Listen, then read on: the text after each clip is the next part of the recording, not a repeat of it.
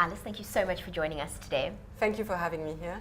Now, your work is so exciting around the world, but it's particularly exciting for South Africa because you work as, now, tell me if I'm wrong, you're an urban strategist, correct. An urban strategist. What do you do?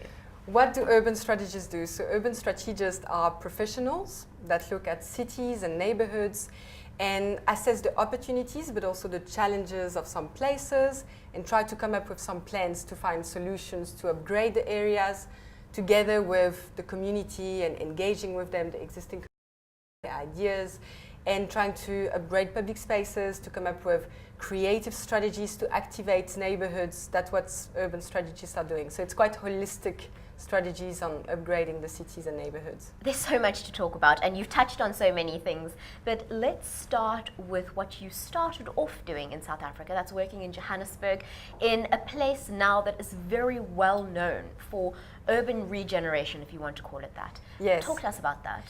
So I worked for 3 years for the Maboneng precinct as an urban strategist, but also as the asset manager and also development manager.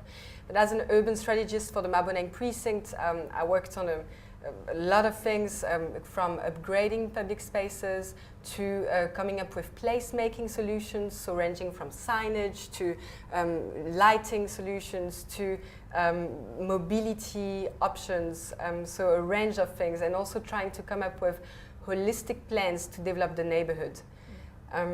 Yeah. Now, you mention things like lighting and signs, and when one thinks about regenerating a neighborhood, you immediately think of doing huge things, tearing down buildings, putting up new ones, but actually it starts with things that are much smaller and seemingly more simple. Talk to us about that. Absolutely. I would say urban regeneration is really a step-by-step process, and yes, the building reconversion process is a key element of urban regeneration.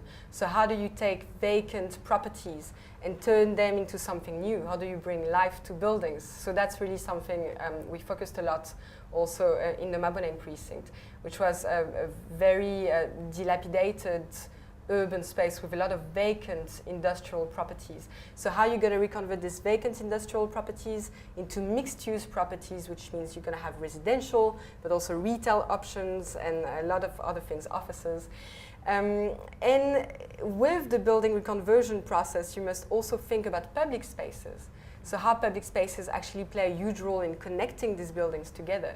How do you create safe, clean, but also interesting, lively public spaces which remain still open for the community to engage with?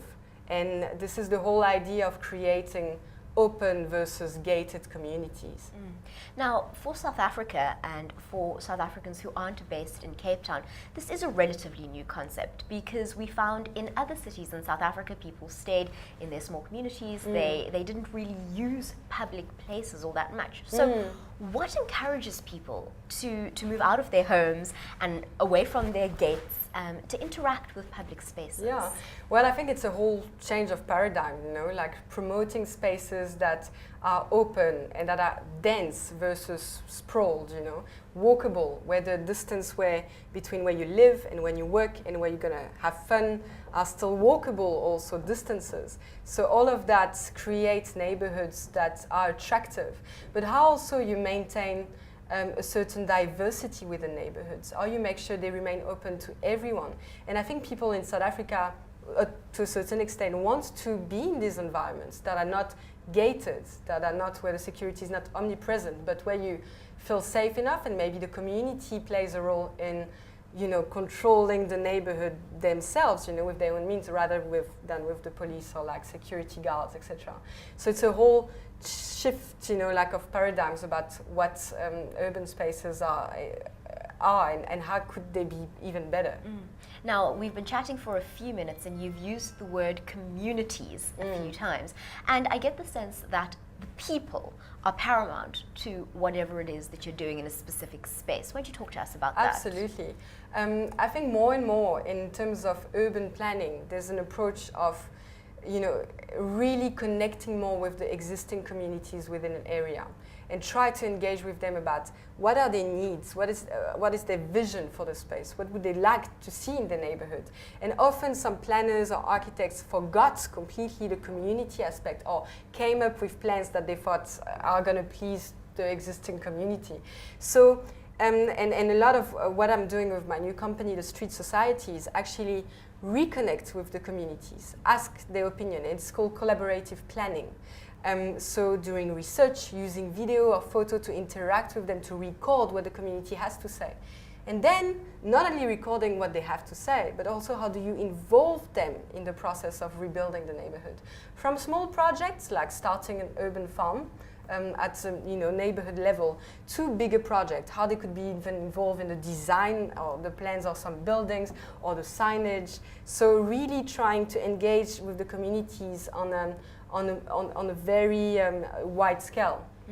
Now, I think in South Africa, many of our communities in areas that are earmarked for regeneration are poorer communities. There are people who are living in areas where perhaps the infrastructure isn't up to scratch and not what it could be.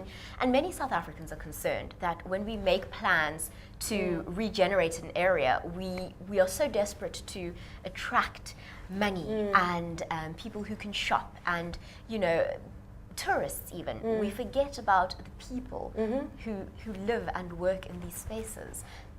You're right, and it shouldn't be a choice. It shouldn't be an either-or situation.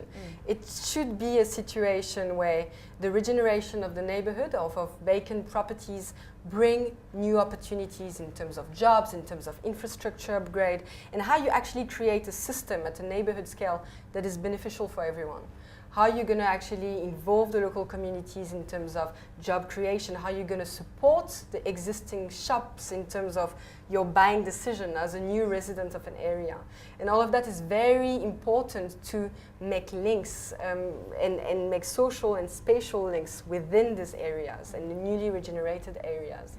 And I believe that it could be an inclusive regeneration process, and I think up to a certain extent Maboneng showed that there could be like an inclusive process of offering job opportunities and upgrading spaces so that it all can also benefit the wider community.